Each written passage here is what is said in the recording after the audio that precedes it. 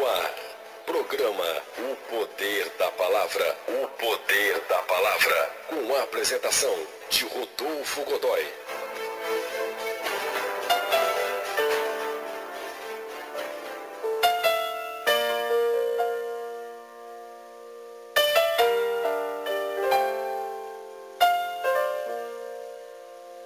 A palavra se encontra no livro, a palavra que nós vamos falar, que fala sobre família, nós vamos ler no livro de Efésios, capítulo 5, versos 22 até o 30. Efésios, capítulo 5, versos 22 até o 30. O texto diz o seguinte: vós, mulheres, sujeitai-vos a vosso marido, como ao Senhor. Porque o marido é a cabeça da mulher, como também Cristo é a cabeça da igreja, sendo ele próprio o salvador do corpo.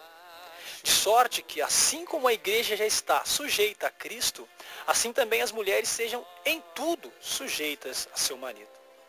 Vós, maridos, amai vossa esposa ou vossa mulher, como também Cristo amou a igreja e a si mesmo se entregou por ela, para santificar, purificando-a com a lavagem da água pela palavra, para a apresentar a si mesmo igreja gloriosa, sem mácula nem ruga, nem coisa semelhante, mas santa e irrepreensível. Assim devem os maridos amar a sua própria mulher como a seu próprio corpo.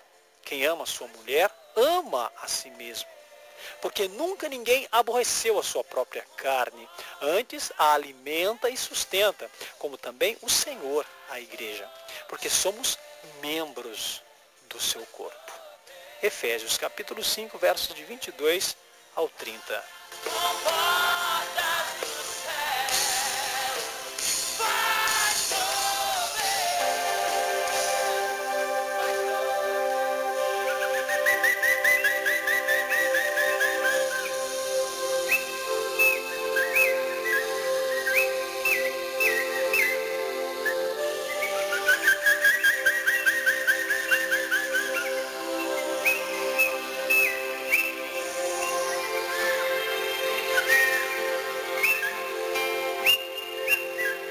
Nós que estamos já há 3 semanas falando sobre família, sobre casamento, vamos estar falando hoje sobre os conflitos na família. Bom, os conflitos familiares, eles acontecem há muito tempo, infelizmente, dentro das famílias. Nós vamos pegar o exemplo lá do Éden. Antes da queda, havia um ambiente perfeito, harmônico e amoroso. Mas o casal, ouvindo o tentador, então, perdeu essa doce comunhão com Deus. E a consequência, meu querido, não podia ser outra: o início de sérios conflitos familiares. Então a boa nova para os nossos dias é saber da possibilidade, em Cristo, de equacionarmos os problemas que às vezes afetam a família cristã. Nós vemos aí nos desentendimentos entre os cônjuges. Por quê? Por causa dos temperamentos diferentes. Dentro dos vários motivos existentes aí para justificar os desentendimentos entre os casais, o que mais se destaca, meu querido, é o temperamento. Segundo alguns psicólogos, temperamento é a combinação de características inatas que herdamos dos nossos pais, que de forma inconsciente afetam o nosso comportamento. De acordo com o conceito popular, podemos dizer então que o temperamento é a maneira própria pela qual reagimos aos diversos estímulos e situações que nos representam, que nos apresentam no cotidiano. Mas, pelo amor de Deus, podemos vencer todas essas diferenças, a fim de que tenhamos um casamento feliz. Eu não sei se você sabe, meu querido, mas existem 4 tipos de temperamentos, né?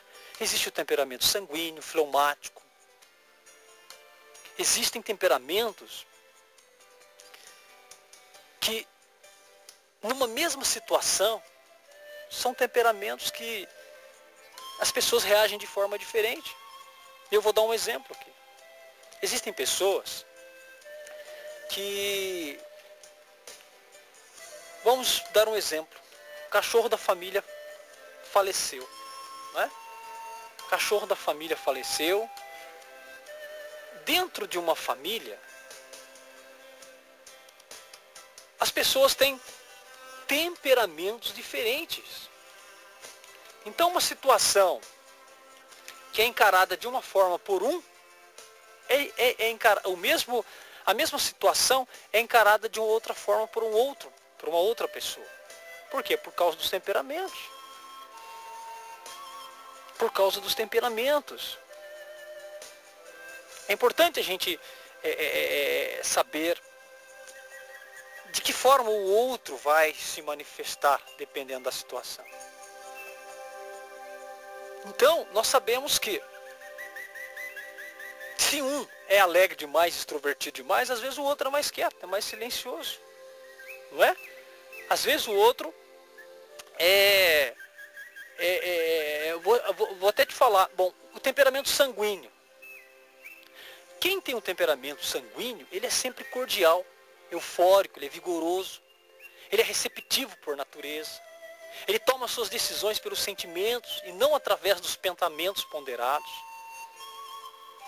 Então, quais são as partes positivas do temperamento sanguíneo? Ele é comunicativo, ele é destacado, ele é entusiasta, afável, ele é simpático, companheiro, compreensível, crédulo em partes negativas.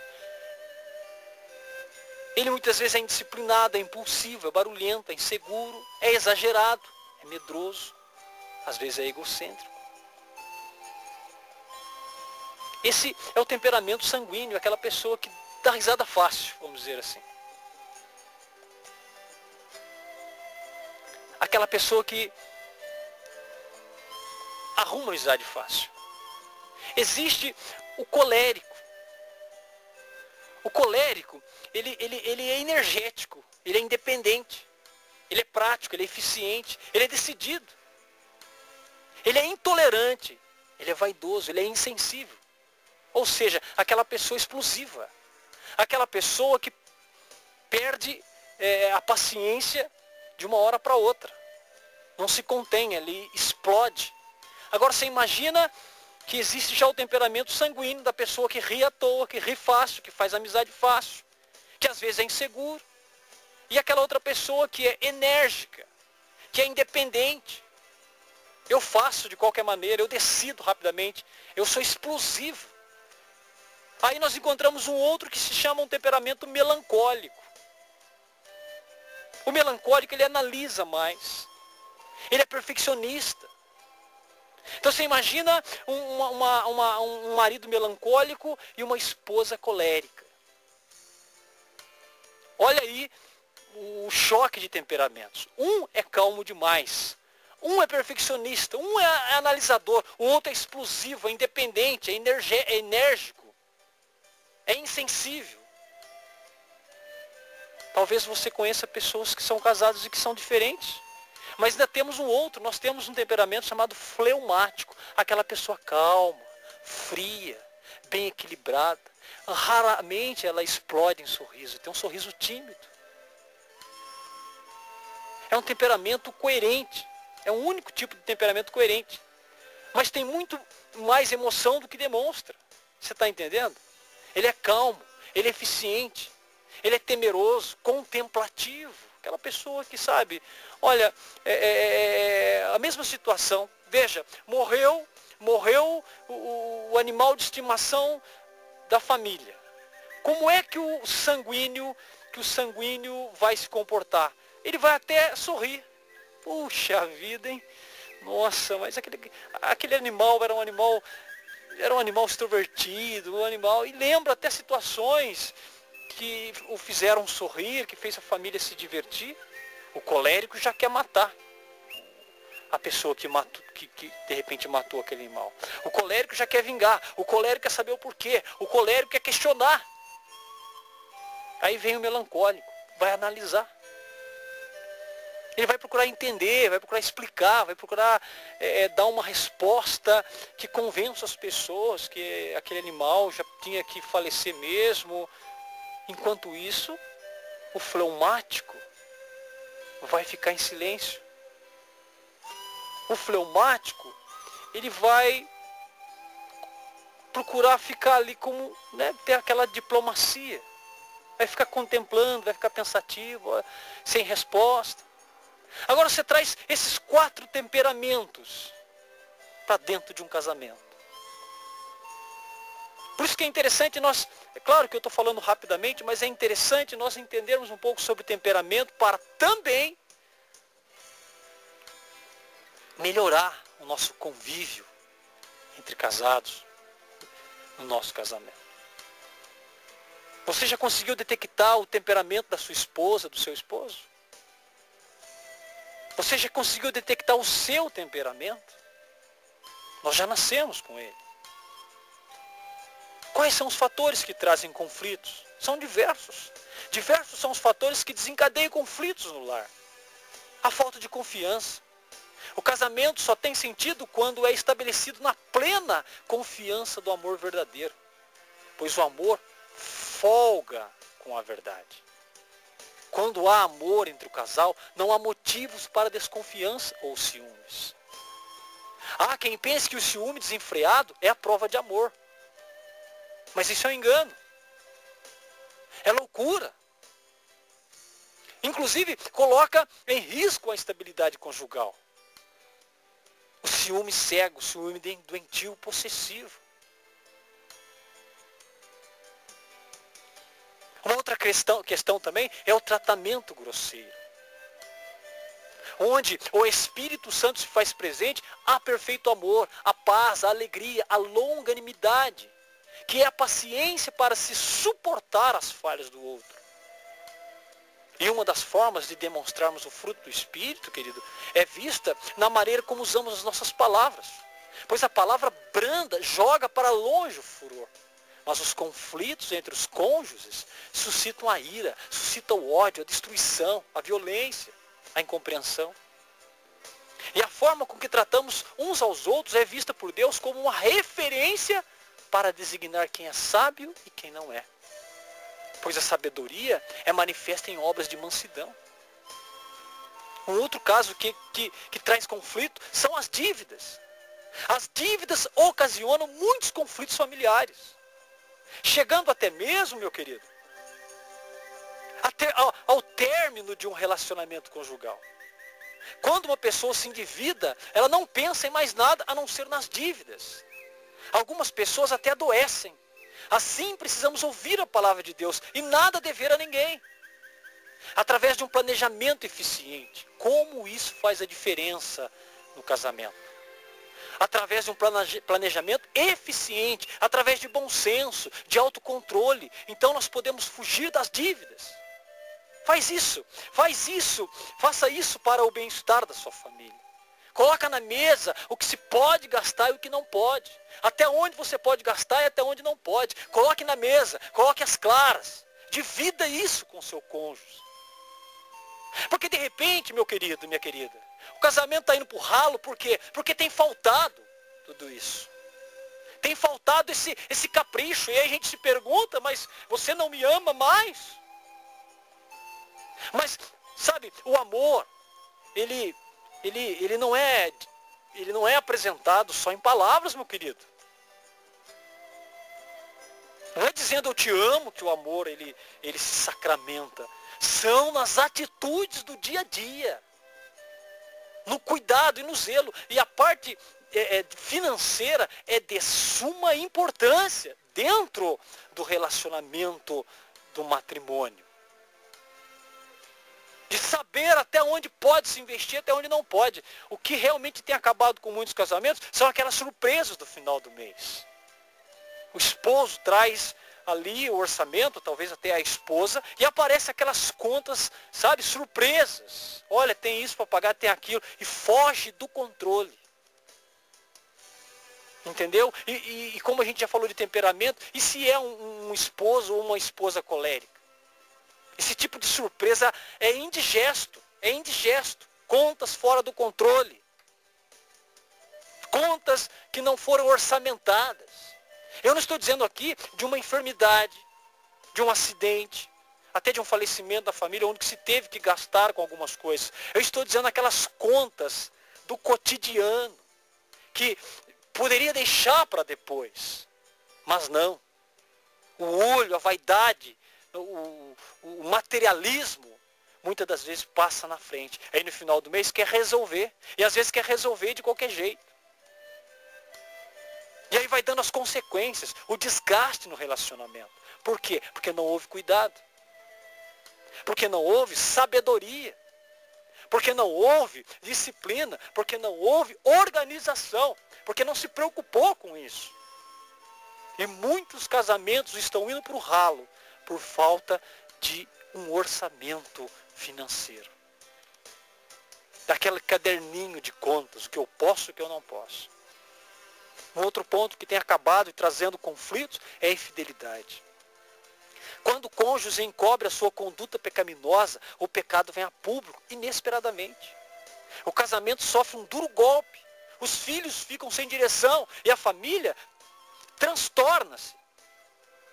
Então é imperativo que os cônjuges evitem a todo custo o envolvimento extraconjugal.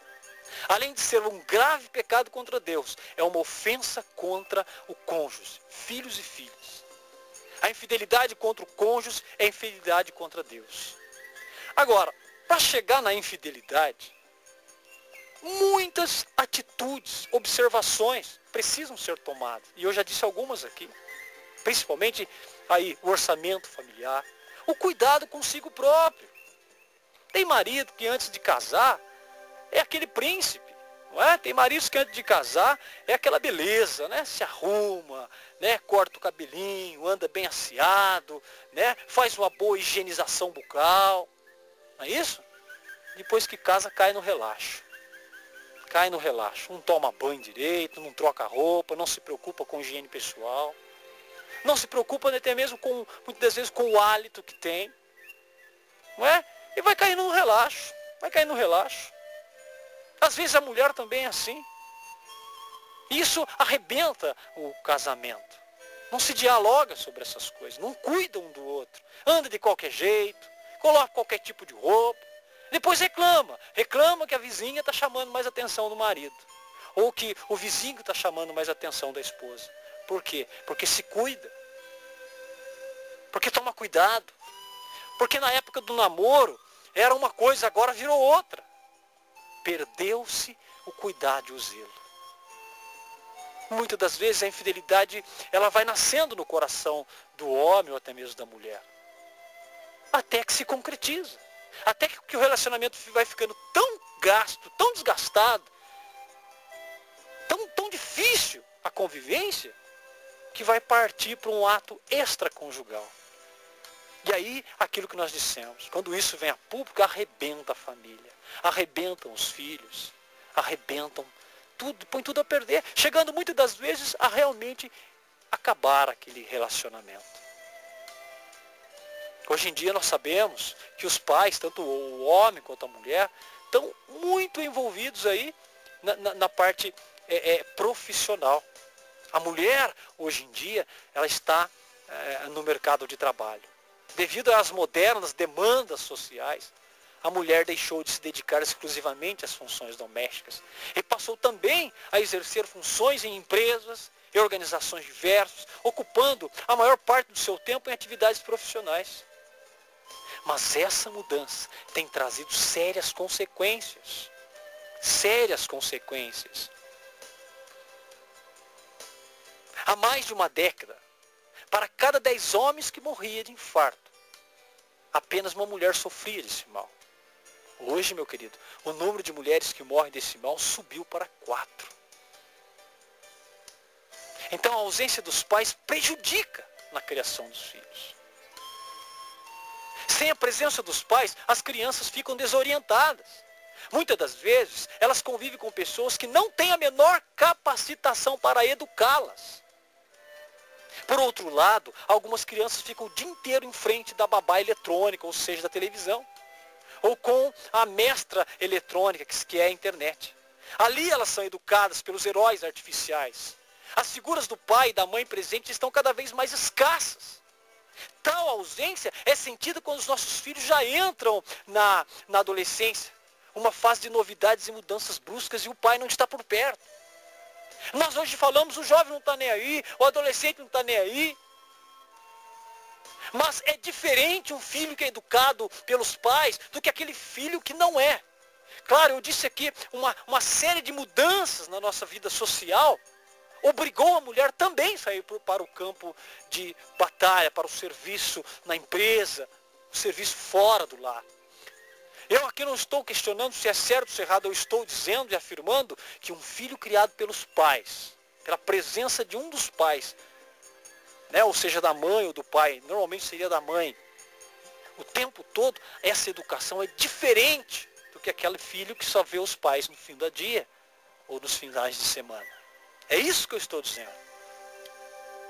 E a nossa geração, essa nossa geração de hoje, já é uma geração, muitas das vezes criada numa creche, já é uma geração que muitas vezes os pais trabalham, o pai e a mãe.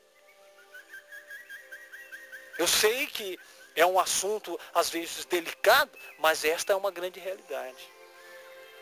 A educação, então, fica prejudicada. A melhor escola ainda é o lar. Precisamos ensinar a palavra de Deus aos nossos filhos na admoestação do Senhor.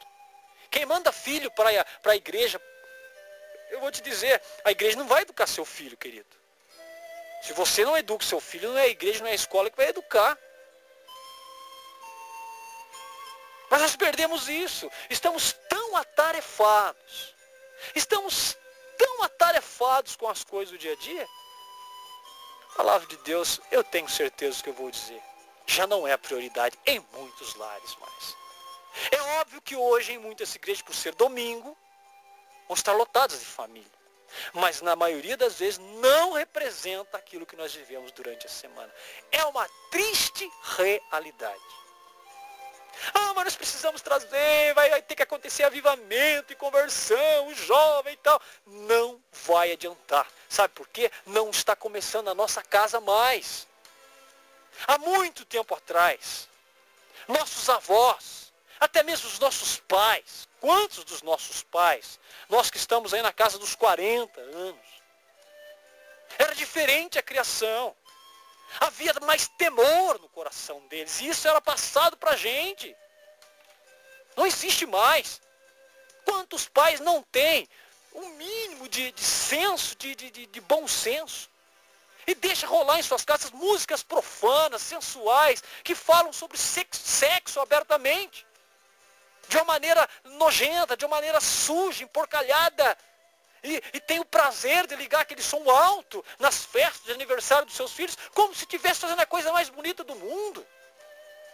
E não percebe que estão formando seus filhos. Olha o tipo de formação enojada que está sendo passado para muitas das nossas crianças. Os heróis das nossas crianças são os super-heróis de quadrinhos e das televisão.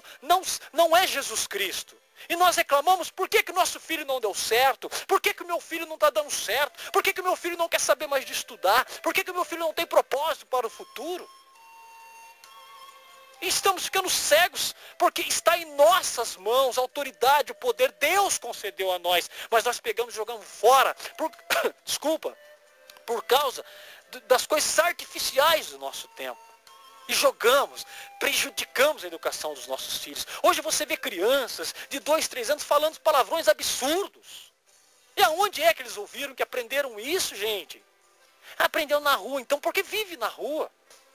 Porque não teve a autoridade do pai para dizer pode, não pode. Não teve limite. Quis agradar o filho de tal forma que deu a liberdade para ele fazer o que ele quiser. Prejudica-se na educação. E aí acontece o que está acontecendo no nosso tempo. Meninos e meninas de 13, 12, 13 anos já têm vida sexual ativa. Perdeu-se o temor, o respeito e queimou-se etapas. Estão vivendo coisas que viveriam só no tempo de casado, mas já estão vivendo com 12, 13 anos. Esta é uma realidade. Eu não posso generalizar. Eu não posso dizer que são todos, mas uma parcela muito grande vive essa realidade. E questiona Deus, por que não dá certo? Por que o meu filho não consegue um emprego? Ele não estuda. Ele sabe dançar todas as músicas de funk do mundo, mas ele não consegue, ele consegue decorar essas letras, essas melodias pobres que nós estamos vendo por aí. Mas ele não consegue orar, ele não consegue focar um futuro, ele não tem prazer em estudo. Ele não tem prazer, muitas das vezes, em olhar para frente e objetivar um futuro.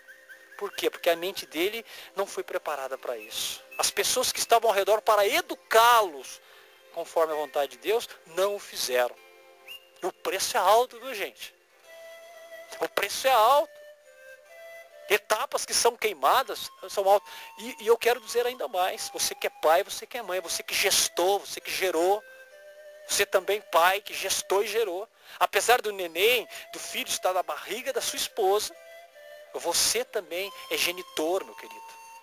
Não dá para sair dessa realidade. O preço é alto quando nós não damos educação espiritual para os nossos filhos. Não apresentamos Jesus para eles. Vai ser cobrado de nós.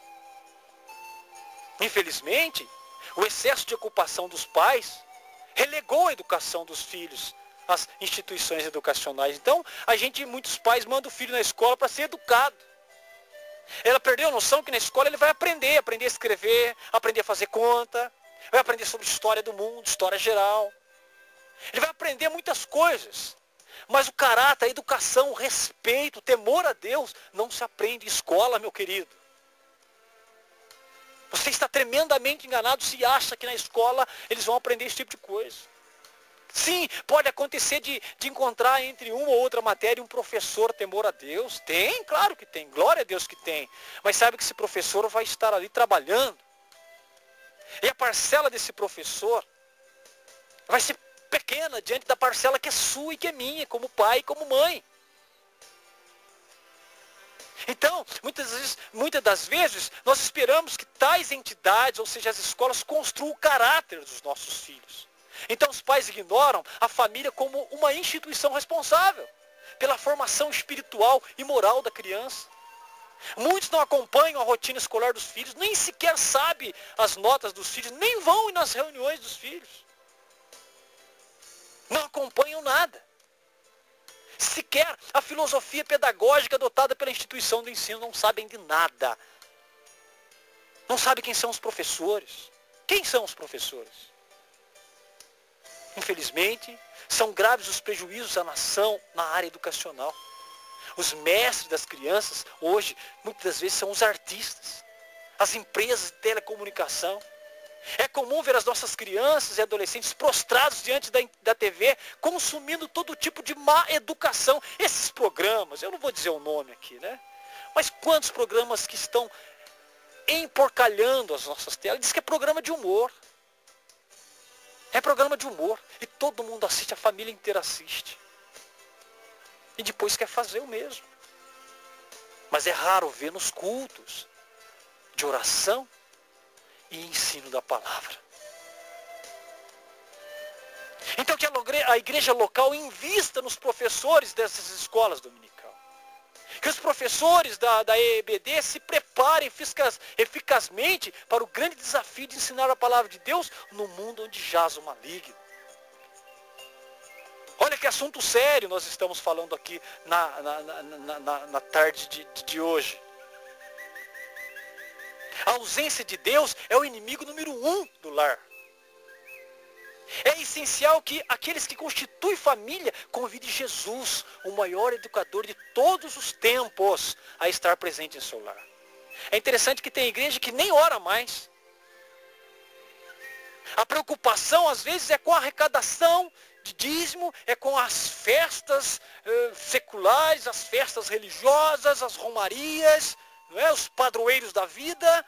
Esta é a preocupação. Não existe a preocupação de ministrar ensino da palavra de Deus. Ensino mesmo, de questionar o jovem, de perder tempo no bom sentido, não é? De ter tempo com esse tipo de pessoas. Então é indispensável que os pais, com a assistência da igreja, optem por servirem a Deus, contrariando essas propostas do mundo. Realizando orações em suas casas, o culto doméstico, juntamente com a família. incentivar o estudo da Bíblia. Porque nós não podemos esquecer, querido, se o Senhor não edificar a casa, em vão trabalham os que edificam. Salmo 127, versículo 1. Eu quero dizer que sempre haverá conflitos nas relações familiares, mas a família cristã precisa saber como contornar tais conflitos à luz da palavra de Deus. Somente assim vamos vencer, querido.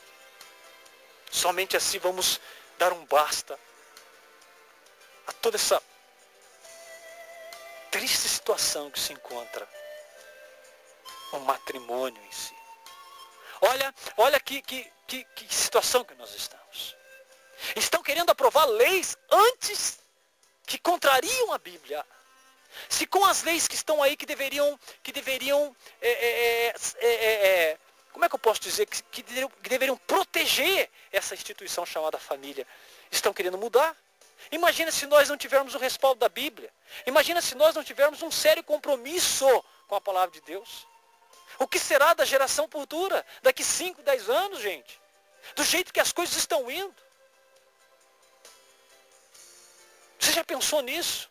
Que de repente ainda nossos filhos terão gerações, serão pais, serão avós. O que será se a gente não tomar as rédeas da situação? Não queira, você que é pai, como eu sou, e você que é mãe, não queira passar para os outros a responsabilidade que é só sua, que não é do pastor, que não é da igreja, que não é do professor, mas é só sua. Educar espiritualmente, moralmente, formar o caráter do seu filho e da sua filha. Dizer não se é não e sim se é sim. Não é querer agradar, deixar fazer de tudo, não. É educar. Você será cobrado por isso. Eu serei cobrado por isso. De formá-los na vontade do Senhor. Que Deus abençoe, querido. Que Deus realmente nos abençoe. Eu sempre digo aqui, nos dê sabedoria. Para não perdermos mais tempo.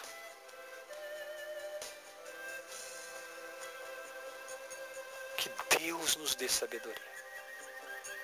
Para que a nossa família, ela seja uma família com sinais de Deus no meio delas. Deus te abençoe, querido. E te guarde.